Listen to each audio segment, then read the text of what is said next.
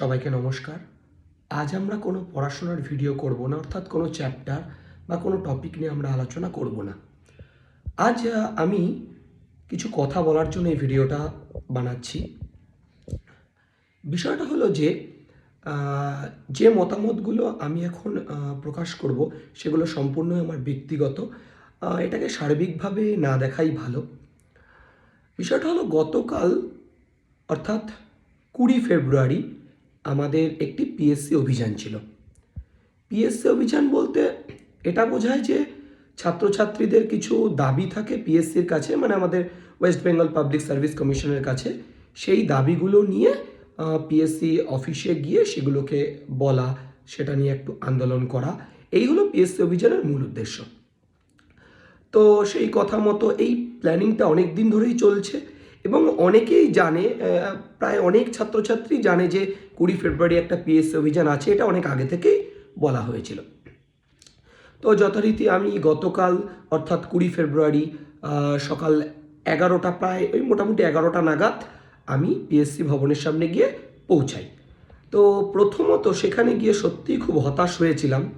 তো যাই হোক, সে হতাশার বিষয়টা নিয়ে পরে আসছি। প্রথমে বলি যে আমাদের যে দাবি দাওয়াগুলো ছিল সেগুলো কি ছিল। প্রথমত যেটা বলতে পারি যে 2023-এ লাস্ট ডাব্লিউবিসিএস এক্সাম হয়েছে। তারপর কিন্তু 2024 পেরিয়ে গেছে, 25 পেরিয়ে গেছে, আজকে 26 ফেব্রুয়ারি মাস হয়ে গেল। এখনও অবধি এর পরবর্তী ডাব্লিউবিসিএসটা কবে হবে সেটাও কিন্তু আমরা কেউই জানি না। কবে হবে, হবে কোনো একদিন হবে, ঠিক আছে, কিন্তু কবে হবে সেটা কিন্তু আমরা কেউই এখনও অবধি ঠিক করে জানি না। এছাড়াও 2022 সালের যে ডাব্লিউবিসিএস পরীক্ষাটা হয়েছিল তার পুরোপুরি রেজাল্ট কিন্তু এখনও পাবলিক সার্ভিস কমিশন পাবলিশ করেনি, ঠিক আছে। তারপর তো 2023-এর রেজাল্ট এখনও বাকি আছে। কাজেই আজকে একটা কথা ভেবে দেখুন, 22 সালের একটা পরীক্ষা 22, 23, 24, 25, 26 চলছে, এখনও তার পুরোপুরি রেজাল্ট কিন্তু বার করতে পারলো না, বা পারেনি বা করেনি। এবার একটা কথা, একটা পরীক্ষার জন্য যদি এইভাবে 5 বছর চলে যায়, বুঝতে পারছেন অবস্থা কতটা খারাপ বর্তমানে। তারপর তো পরীক্ষা 23 সাল লাস্ট ডাব্লিউবিসিএস হয়েছে, তারপর কোনো পরীক্ষা নেই। তো এই পরীক্ষা যত তাড়াতাড়ি সম্ভব ডেট দেওয়া, এটা একটা দাবি ছিল। রেজাল্টগুলো তাড়াতাড়ি বার করতে হবে, এটা একটা আরেকটা দাবি ছিল। এছাড়াও দেখা যাচ্ছে 2023 সালের যে 2019-এ যে ক্লার্কশিপ এক্সামটা হয়েছিল, তাতে খাতায় অনেক ডিসপ্যারিটি দেখা গেছে কেউ প্রিলিমসে 94 মার্কস পেয়েও দেখা যাচ্ছে যে মেন্সে এসে ইংলিশে 50-এর মধ্যে 2-5 পেয়েছে। বা দেখা যাচ্ছে যে অনেকেই উল্টোটাও ঘটেছে, যে প্রিলিমসে খুবই কম নাম্বার 50-60 পেয়েছে, তারপরও দেখা যাচ্ছে বা 70-এর ঘরে পেয়েছে, তারপরও দেখা যাচ্ছে যে ইংলিশে দেখা যাচ্ছে যে 49 পেয়েছে বা বাংলায় 49 পেয়েছে। তা এতটা কি এমন ভালো লিখলো যে একটা ডেসক্রিপটিভ এক্সাম, তাতে করে 50-49 পেয়ে যাচ্ছে। যে ডিসপ্যারিটি, খাতার খুব বেশি পরিমাণে ডিসপ্যারিটি হয়েছে, এগুলো যেন বন্ধ করা হয়। এছাড়াও যে ক্লার্কশিপ পরীক্ষাটা লাস্ট ইয়ার হয়েছে এই ডিসেম্বরে, 2024-এর যে ক্লার্কশিপটা, যেটা 25 সালে মেন্স হয়েছে, সেই 25শে ডিসেম্বর সেই পরীক্ষা যত তাড়াতাড়ি সম্ভব খাতা দেখা, মেন্সের রেজাল্ট বার করা। এর আগে যে মিসলেনিয়াস এক্সাম হয়েছে, ওই মিসলেনিয়াস এক্সামের রেজাল্ট বার করা যত তাড়াতাড়ি সম্ভব, মেন্স পরীক্ষা। এছাড়াও এর পরবর্তী যে গল্প, মানে যে কথাটা, সেটা হচ্ছে যে ইন্ডিকেটিভ নোটিফিকেশন অনেকগুলো বেরিয়ে আছে, সেইগুলো কবে বেরোবে? এত বছর ধরে পরীক্ষা হচ্ছে না, এমভিআই, আইডিও, এরকম না জানি কত পরীক্ষা, এরকম তার কোনো খবর নেই। সে লাস্ট কত বছর আগে হয়েছিল, কেপিএস, এই কত বছর আগে হয়েছিল, এগুলোর কোনো ঠিক ঠিকানা নেই। এইবার বিষয়টা হচ্ছে, এইগুলোই ছিল আমাদের মূলত দাবি, যে এই পরীক্ষা নোটিফিকেশনগুলো যত তাড়াতাড়ি সম্ভব বার করতে হবে, পিএসসির একটা ক্যালেন্ডার প্রকাশ করতে হবে। তো এই ধরনের কিছু দাবি দাবা নিয়ে গতকাল একটা পিএসসি অভিযান হওয়ার কথা ছিল। এবং আমি যখন ওখানে গিয়েছি, প্রথম আমি ওই 11টা নাগাদ ওই সময় গিয়েছি ওখানে।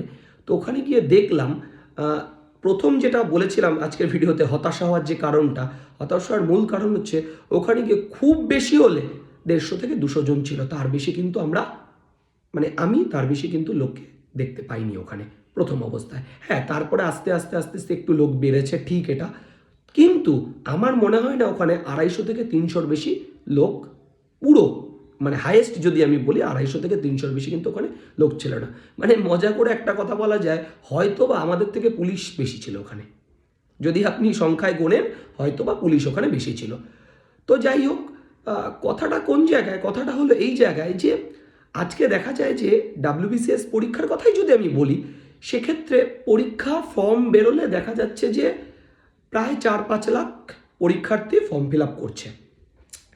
তারপরে যদি আরেকটু ডিপে ঢুকি, আরেকটু গভীরে বলি, একদম রিসেন্ট ঘটনা, ক্লার্কশিপ যেটা আমাদের এই ডিসেম্বরের 28শে ডিসেম্বর হয়েছে, যারা দিয়েছো বা যারা দাওনি যাই হোক, 90,000 অ্যাপ্রক্স 90,000 ছেলে মেয়েকে কিন্তু প্রিলিতে পাশ করানো হয়েছিল। তার মানে 90,000 ছেলে মেয়ে, যাই হোক 65,000 দিক হয়তো কিছুজন দেয়নি, 65, 70, 75 যে কজনই দিয়েছে, তাহলে এত হাজার পরীক্ষার্থী মেন্স পরীক্ষা দিয়েছে।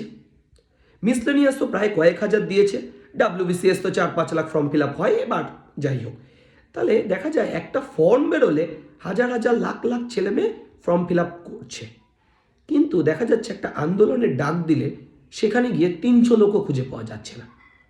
তার মানে এটা তো ধরে নেওয়াই যায় যে আমাদের বা আপনাদের যাই বলুন, আমাদের বলতে আমরা সবাইকেই বোঝাচ্ছি, হয়তো বা আমাদের এই চাকরির কোনো দরকার নেই, কোনো প্রয়োজন নেই চাকরি। সত্যি সেটা কালকে গিয়ে আমরা আরও ভালো বুঝতে পেরেছি, সত্যি কারোর হয়তো চাকরি দরকার নেই, নিশ্চয়ই দরকার নেই। তাহলে তো যদি এতই জ্বালা খিদে থাকতো, 3 বছর ধরে অ্যাপ্রক্স 2.5-3 বছর ধরে কোনো পরীক্ষা নেই ঠিকঠাক, তারপরেও কারোর মধ্যে কোনো ব্যাপার নেই, কোনো হেলদোল নেই যে আমাকে যেতে হবে, আমার অধিকারটা বুঝে নিতে হবে, একটা সামান্যই তো আন্দোলন, আমাদের সাথে তো কোনো পলিটিক্যাল পার্টি বা কিছু কোনো সম্পর্ক নেই।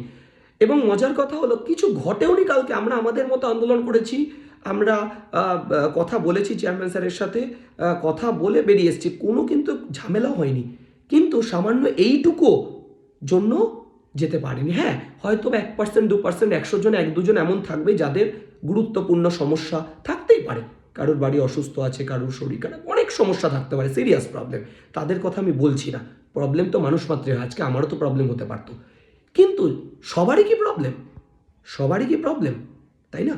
সবার তো প্রবলেম হতেই পারে না একসাথে। সবচেয়ে বড় কথা দেখা যাচ্ছে যে ভাতার লাইনে, যখন বেকার ভাতার লাইনে হাজার হাজার লাখ লাখ ছেলে মেয়ে দাঁড়াচ্ছে, সারাদিন ধরে সেখানে দাঁড়িয়ে ফর্ম ফিল আপ করছে, তখন তাদের সময় নষ্ট হচ্ছে না?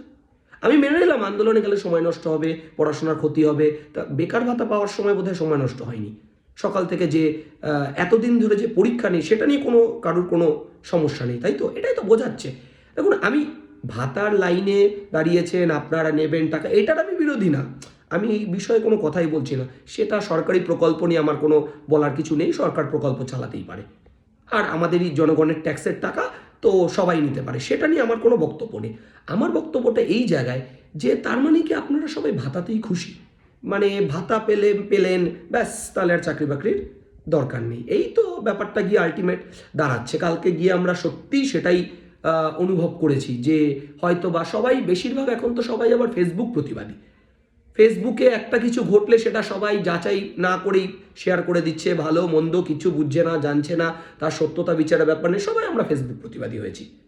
কিন্তু অ্যাকচুয়াল যেখানে কোনো ঝামেলা ঘটেইনি, যেখানে কিচ্ছু প্রবলেম ঘটেনি, কালকে এইটুকু আন্দোলনে যাওয়া উচিত ছিল। আমরা ভেবেছিলাম এবছর আন্দোলনটা হয়তো জোরদার হবে, অন্তত 1000-10 লোক সেখানে জমায়েত হবে, গিয়ে দেখি আমরা যে 300 লোক ঠিকঠাক নেই, 300 লোক। তবে হ্যাঁ, যারা গেছিল তারা সবাই পিএসসি অফিসের গেট আটকে বসেছিল রীতিমতো, দুটো গেটই রীতিমতো তারা পিএসসি অফিসে আটকে বসেছিল, একটু হলেও কিছু কাজ হয়েছে, একটু হলেও। তো যাই হোক, বলার কিছু নেই। কালকে একটা পোস্টার ছিল ওখানে যে ভেতো বাঙালি, বলা হতো বাঙালিরা খুব ভাত ভালোবাসে, তো ভেতো বাঙালির পাশে ক্রস চিহ্ন দেওয়া, নিচে লেখা ছিল ভাতা বাঙালি, মানে আমাদের একটা প্ল্যাকার্ড ছিল আর কি, ভাতা বাঙালির পাশে রাইট দেওয়া।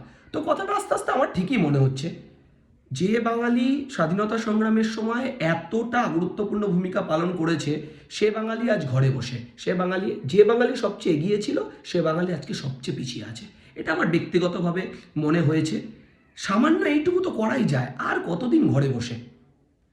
এবার বিষয়টা হচ্ছে, সবসময় আপনারা বা যারাই আমরা সরকারের দোষ দিই, সরকার এই করছে না ওই করছে না, সরকার তো দেখছে যে কারোর প্রয়োজন নেই, যে কোনো বড় কিছুর জন্য একটা বৃহত্তর আন্দোলন হওয়াটা কিন্তু খুব দরকার, সেটা তো আমরা স্বাধীনতা সংগ্রামের সময় দেখেছি, নইলে কি ইংরেজরা আজও যেত আমাদের দেশ থেকে? আমার তো মনে হয় না যেত। আর আপনারা ভাবছেন ঘরে বসে চাকরি হেঁটে হেঁটে আপনার কাছে চলে আসবে, আপনি সেই চাকরি করবেন, আনন্দে থাকবেন, এই আর কি। তো ঠিক আছে, কোনো সমস্যা নেই। আমার মনে হয় যে সমাজ সত্যি অন্ধকারের দিকে যাচ্ছে, শিক্ষা ব্যবস্থা থেকে শুরু করে সবটাই। তার জন্য সরকার কতটা দায়ী? অবশ্যই সরকার দায়ী। সরকারের সাথে সাথে আমরা নিজেদেরকেও দায়ী বলে আমি মনে করেছি, বা আমি মনে করি, আমি প্রথমেই বলেছি এগুলো সম্পূর্ণ আমার ব্যক্তিগত মত। সরকারের সাথে সাথে অবশ্যই আমরা নিজেরা দায়ী। কারণ আজকে আমরা একটা সামান্য আন্দোলন হলে যেতে পারছি না, আর আমাদের সবার পরিবর্তন চাই, যেখানে রাজনৈতিকভাবে কোনো সম্পর্কই নেই। এমনি আমাদের ছাত্রছাত্রীর কিছু অধিকার তো আছে, কিছু তো মৌলিক অধিকার আছে। পিএসসি একটা কনস্টিটিউশনাল বডি, সেখানে তো আমরা যেতেই পারি, আমাদের দাবি দাবা নিয়ে আন্দোলন করতেই পারি। এইটুকু তো গণতন্ত্র, এইটুকু তো ফান্ডামেন্টাল রাইটস আমাদের আছে। তো সেই জায়গায় দাঁড়িয়ে বেশিরভাগ ছাত্রছাত্রী কি করলো, বেশিরভাগ কি সবাই তো, ওই তো 300 জন হয়তো গেছে, এবং জানা গেছে সত্যিই যাওয়ার মতো আমরা সংখ্যায় কম ছিলাম, কিন্তু কাজের কাজ যথেষ্ট আমরা চেষ্টা করেছি, সবাই ছিল, সবার মধ্যে খুব জোশ ছিল। যাই হোক, যারা যাননি তারা বাড়িতে বসেছিলেন, যাদের কোনো কাজ ছিল না, যাদের ব্যক্তিগত কাজ ছিল, ঠিক আছে, এটা তো মেনে নিতেই হবে। কিন্তু যাদের কাজ ছিল না, অথচ আপনারা ঘরে বসে ফেসবুকে সোশ্যাল মিডিয়া প্রতিবাদী হয়েছেন, তো খুব ভালো, এইভাবে প্রতিবাদ চালিয়ে যান। হয়তো এমন একটা সময় আসবে, আমাদের সবারই এটা মনে হবে যে হয়তো বা একটু চেষ্টা করলে সমাজটা এত খারাপের পথে যেত না, হয়তো কিছু হলেও আমরা সমাজটাকে বাঁচাতে পারতাম, এইভাবে অবনতিতে যেতে পারতো না। তো যাই হোক, মতামতগুলো সম্পূর্ণ আমার ব্যক্তিগত। কারোর যদি খারাপ লেগে থাকে তাতে আমার কিছু করার নেই, কারণ আজকে আমি ক্ষমা চাইবো না, কারণ খারাপ লেগে থাকলেও আপনাদের যদি খারাপ লাগেও আমার কিছু করার নেই এতে। কারণ আমরাও, বিশেষ করে আমিও যথেষ্ট দুঃখ পেয়ে, যথেষ্ট হতাশা নিয়েই ভিডিওটা বানিয়েছি। তো যাই হোক, ভালো থাকবেন, সুস্থ